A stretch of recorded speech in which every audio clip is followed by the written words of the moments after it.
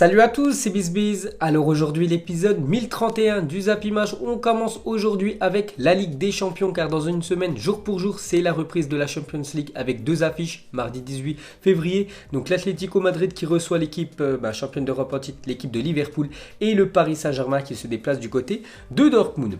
Donc on continue avec cette Ligue des Champions et une déclaration de Bonucci avant Lyon-Juventus. Donc ce match-là aura lieu dans 2 semaines. Donc les supporters de Lyon sont très chauds et encore plus dans leur nouveau stade. Nous allons trouver une atmosphère électrique parce que vous pouvez respirer le football et surtout lors d'une nuit de Ligue des Champions. Donc Bonucci parle de cette équipe de Lyon et surtout de ce nouveau stade qui est une atmosphère très spéciale et que ça va être un match compliqué pour la Juve, même si bien sûr l'équipe italienne est favori.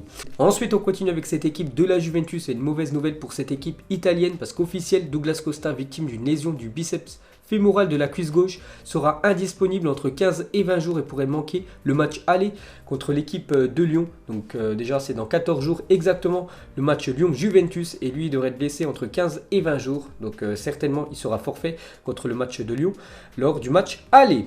Ensuite, cette fois-ci, une bonne nouvelle pour l'équipe italienne, c'est Giorgio Chiellini qui s'est entraîné aujourd'hui avec le groupe. Donc Chiellini est quand même blessé depuis le début de la saison. N'oubliez pas qu'il a été victime d'une rupture des ligaments croisés en tout début de saison. Donc il revient avec le groupe de la Juventus. Bon après, ça m'étonnerait de le voir titulaire en Ligue des Champions.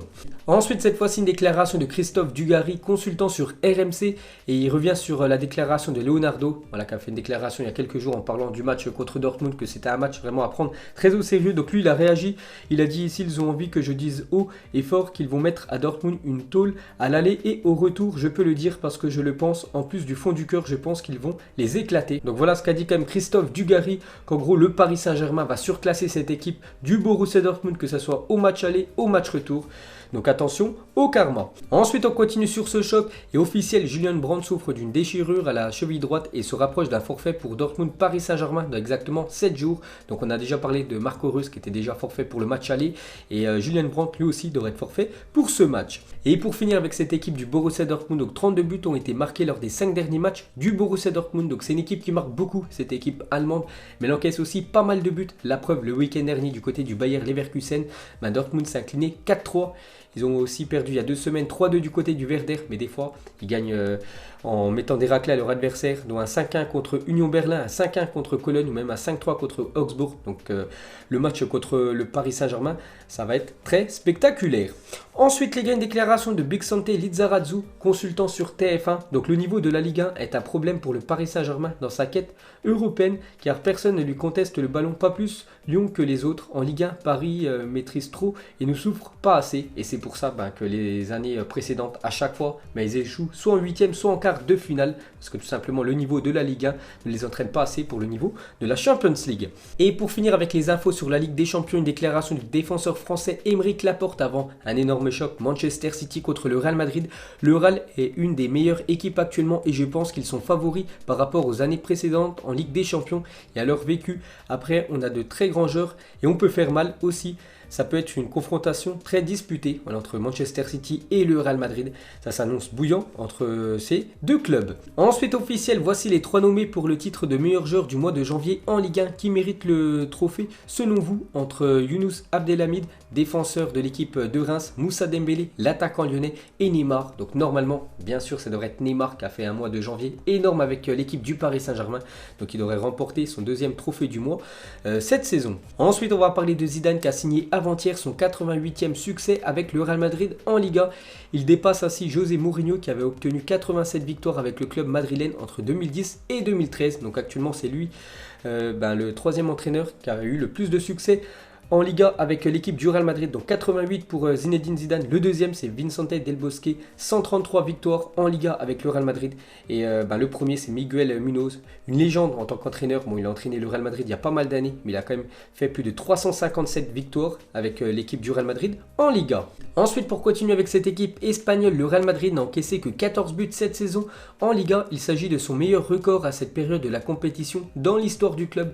Jamais après 24 journées, le Real Madrid Madrid n'avait encaissé si peu de buts, seulement 14 depuis le début de la saison, et c'est un record pour le Real Madrid. Ensuite, on va parler de Thibaut Courtois qui est élu joueur du mois de janvier en Liga et c'est amplement mérité pour le gardien belge qui est très bon depuis quelques mois. Thibaut Courtois, il a eu beaucoup de mal en début de saison, mais lors du mois de janvier, les gars, il a été énorme et c'est amplement mérité ce trophée joueur du mois. Et on peut voir que c'est Casemiro qui a été élu meilleur joueur du Real Madrid pour le mois de janvier. Donc pour la Liga, c'est Thibaut Courtois, mais pour les supporters du Real Madrid, donc le meilleur joueur du Real Madrid pour ce mois de janvier, c'est Casemiro. Donc il a fait une déclaration le mois de janvier, fut spécial pour nous. C'est un trophée individuel mais qui a été rendu possible avec l'aide de mes coéquipiers car il faut toujours penser au collectif dans le football. Donc félicitations aux Brésiliens. Ensuite, regardez la une aujourd'hui du journal Marca en Espagne. Donc ce n'est pas normal que Modric ait seulement gagné qu'une seule Liga. C'est ainsi que Zidane a concerné le vestiaire en juillet dernier avant de entamer cette nouvelle saison. Donc il avait fait cette déclaration. Il avait dit que Modric, c'est chelou qu'il ait remporté seulement une Liga dans sa carrière alors que ça fait pas mal d'années quand même qu'il est du côté du Real Madrid. C'est pour ça que cette année, côté Real Madrid, l'objectif c'est le championnat espagnol. Et cette fois-ci, regardez la une journal Mundo Deportivo et c'est marqué en titre semaine du 9. Donc Dembélé sera opéré aujourd'hui, donc en Finlande. Il sera opéré cet après-midi. Donc on saura combien de temps il sera indisponible. Donc pour savoir si le Barça peut recruter en tant que joker médical. Donc le Barça a plusieurs options et décidera qui renforcera l'attaque. N'oubliez pas qu'un joker médical, c'est un joueur qui évolue dans le même championnat. Donc ce sera un joueur qui évoluera dans le championnat espagnol. Donc on en saura un petit peu plus dans les prochains jours.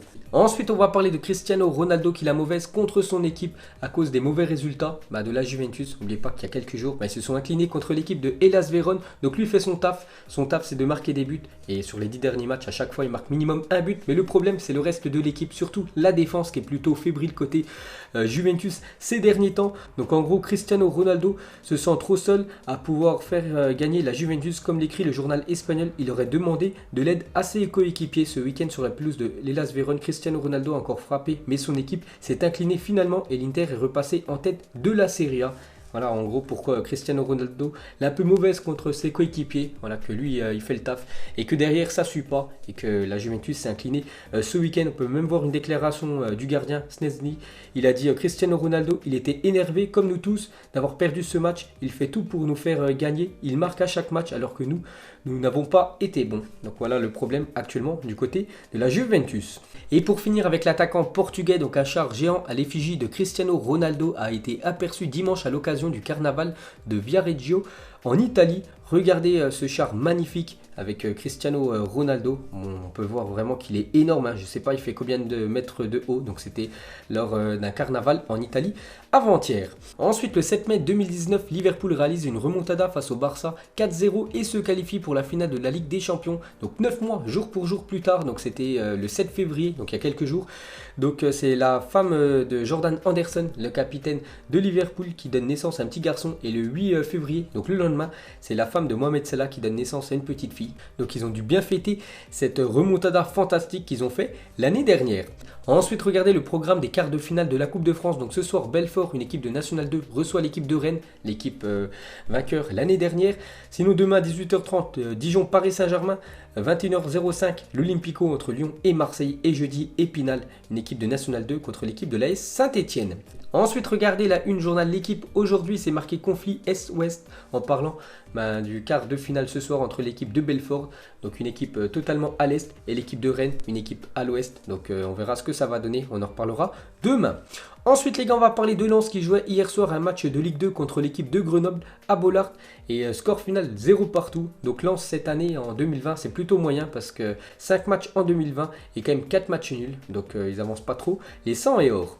Ensuite, on peut voir qu'une partie du toit du stade de la Gantoise en Belgique a été endommagée cette nuit après le passage de la tempête Ciara. Vous savez qu'en France, un peu partout, même en Europe, il y a une énorme tempête, donc c'est la tempête Ciara. Donc en Belgique, le stade de la Gantoise a été endommagé cette nuit. Ensuite, une déclaration de Ander Herrera à la fin du match Paris Saint-Germain-Lyon avant-hier. Donc bonne victoire et un plaisir d'avoir reçu la visite d'un agent de piste aérienne en parlant de Neymar. Voilà, qui a mis une veste un peu spéciale, un peu en mode gilet jaune Neymar. Donc voilà la petite blague de Ander Herrera sur le Brésilien. Donc pour continuer avec Neymar, donc hier il s'est coupé les cheveux et il nous a fait une boule à Z. Vous savez que ces derniers jours il s'est fait blond, il s'est fait aussi les cheveux couleur rose. Cette fois-ci il a tout coupé Neymar. Et aussi la même chose pour le défenseur allemand de l'équipe de Chelsea, Rudiger, lui aussi qui a fait la boule à 0 hier. Ensuite, une déclaration de André Villas-Boas sur Lyon. Donc, ils sont qualifiés pour la finale de la Coupe de la Ligue. Ils sont qualifiés pour les huitièmes de finale de la Ligue des Champions. Ils peuvent maintenant atteindre la demi-finale de Coupe de France. Donc, on ne peut pas dire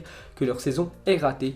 Donc, si on regarde quand même le classement de Lyon, ils sont actuellement 9e, Marseille 2e. Donc, en gros, André Villas-Boas, il dit que Lyon, actuellement, fait une bonne saison. Et pour finir avec cette affiche, demain, on peut voir que Dario Benedetto est incertain pour affronter Lyon en Coupe de France mercredi. Donc, c'est toujours pas officiel, mais il pourrait louper le choc, l'Argentin, demain. Et pour finir avec cet Olympico demain, donc il y avait déjà l'Olympico version fille ce week-end, c'était de la première division féminine. Et Lyon s'imposait quand même 8-0 du côté de Marseille. Donc 2 semaines après s'être fait tabasser 11-0 par le Paris Saint-Germain. Donc Lyon est premier, 41 points. Les Marseillaises sont avant-dernières du championnat avec une différence de but quand même de moins 49. Ensuite, une info insolite. Donc lors de la Copa América 1999, Ronaldo a joué en portant des couches culottes. La faute à un médicament pour maigrir avec des effets laxatifs. Il remporte quand même la compétition et marque 5 buts, dont un en finale. Donc voilà une petite info sur la star brésilienne Ronaldo. Ensuite, on peut voir que Manchester United, Manchester City, Tottenham, Chelsea et Liverpool, donc en gros les plus gros clubs anglais, suivraient de près la situation de Philippe Coutinho, donc joueur de l'équipe du Barça. C'est quand même un sacré échec.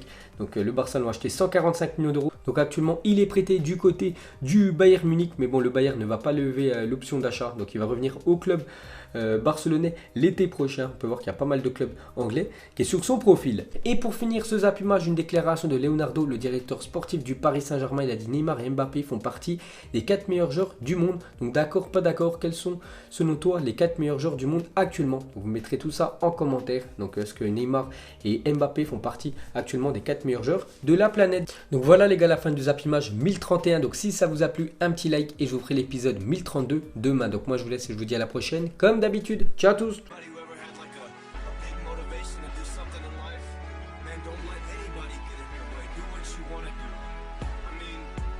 People laugh when I said I was gonna be a rapper.